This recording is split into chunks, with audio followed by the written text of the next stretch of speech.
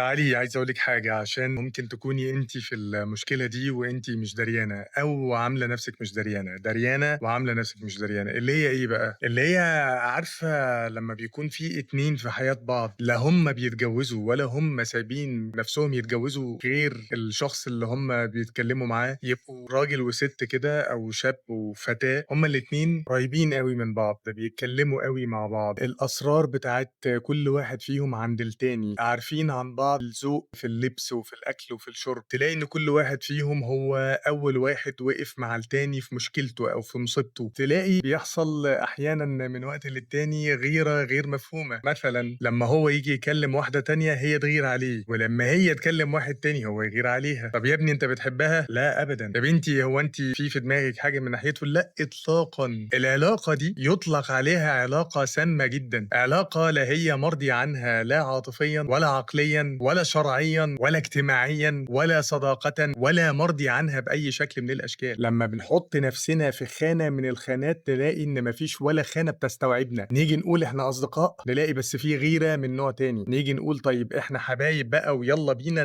نتجوز، نلاقي إن لا، لا، لا، لأ، إحنا مش بنفكّر في بعض خالص، أنت هتستهبل يا ابني، آسف يعني ما تزعلش منّي يعني مش قصدي حاجة والله، يا ابني عشان إحنا كبرنا والضغط والسُكّر عندنا، يا تتجوزها يا تبعد عنها، يا بنتي يا تحافظي على نفسِك وتفهّمي نفسِك وتفهّميه إيه هي حدود العلاقة اللي ما بينكم، يا تاخدي بعضِك وتتكلي على الله يا بنتي وتشوفي حالِك، عمرِك بيضيع ومشاعرِك بتضيع، ولا أنتِ مفهّمة نفسِك أنتِ عايزة إيه، ولا مفهّمة الآخر أنتِ عايزة إيه، وأنت طبعًا نفس الحكاية، أنتم الاتنين كده إيه محتاجين